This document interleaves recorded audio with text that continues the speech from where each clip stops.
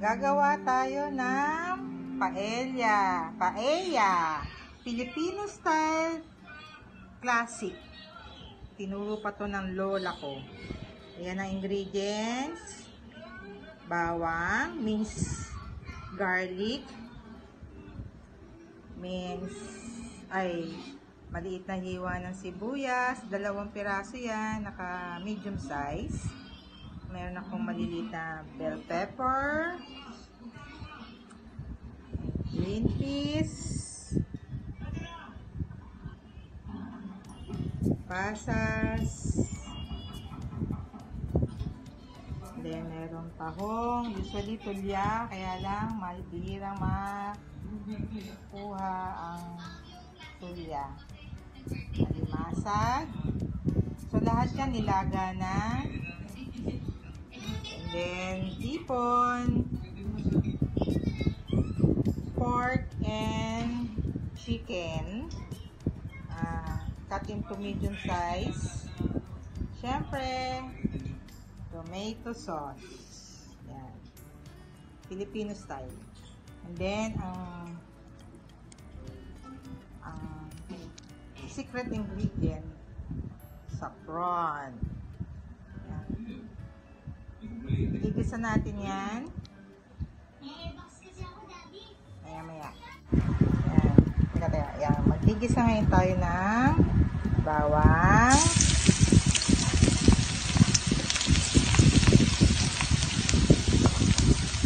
Sibuyas kagad para wag masunog ang bawang. Lagay na ang sibuyas. Yan.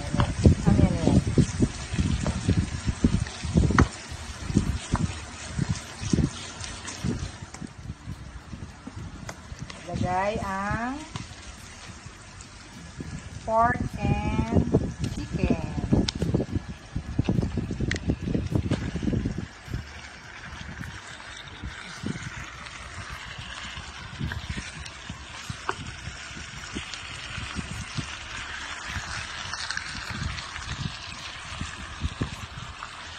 Haluin hanggang ma-incorporate na lahat yung sibuyas at bawang sa karne. Lagyan ng asin,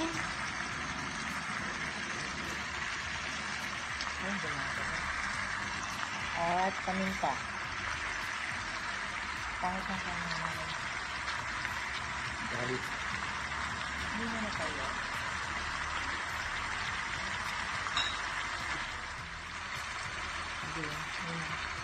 Toyo to taste.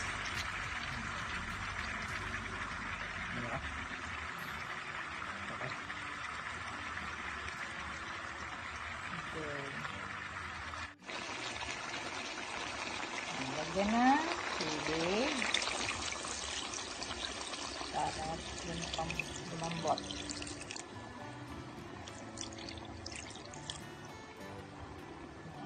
Kaya natin lumambot yan. Hinango ko muna yung manok kasi mas madaling lumambot ang manok. Matutulog siya habang pinapalambot pa yung baboy.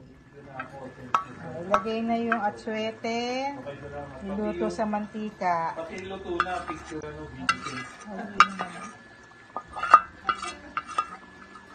makakita kami ng steamer sa Then lagay yung tomato sauce. Try no eh.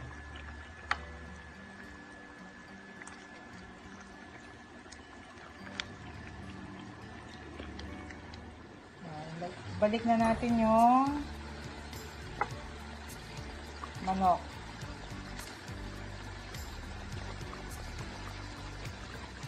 Dapat pala din. Kaya ang ulam niyo.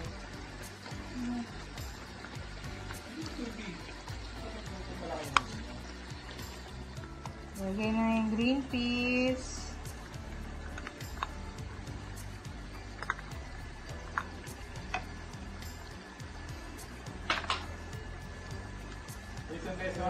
Pasas, raisins.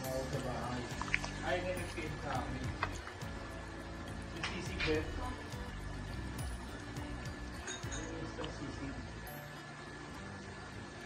Tapos yung bell pepper.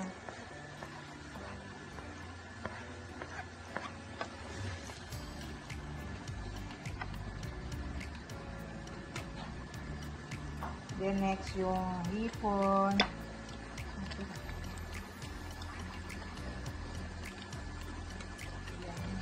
Yan.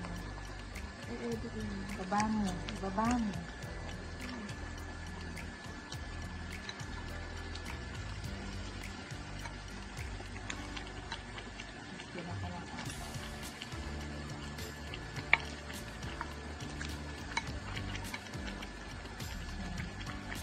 Then, yung tahong.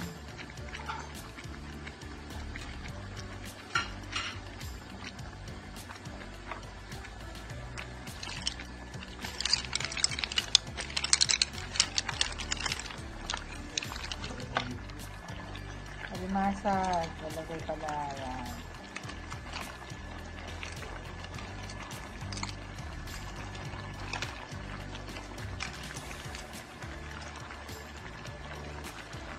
Malaki lang. Ang maliwan ng pangit.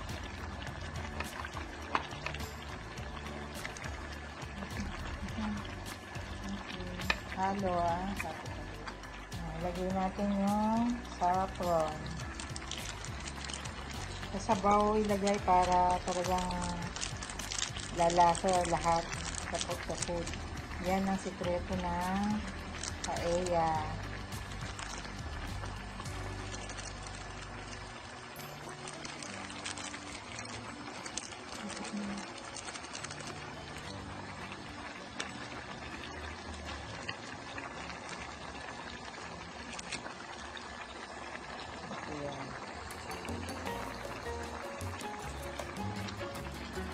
Halo ng konti. Yan, ihalo na ngayon yung sinaing na malagkit sa mga sahog. Yan. I-mix lang lahat para lahat even na pula na. Mapula na lahat. Yan, isalin ngayon yung mix malagkit sa kawali na may dahon ng saging. Yan, iininin natin yan. Yan, pagkatapos ininin, ganyan na itsura niya. Pinabaliktad yan. Parehong may. Yan. Ito yung iniinin, no? Yan. May takip siya ng dahon ng saging. So, itayin natin siyang mainin.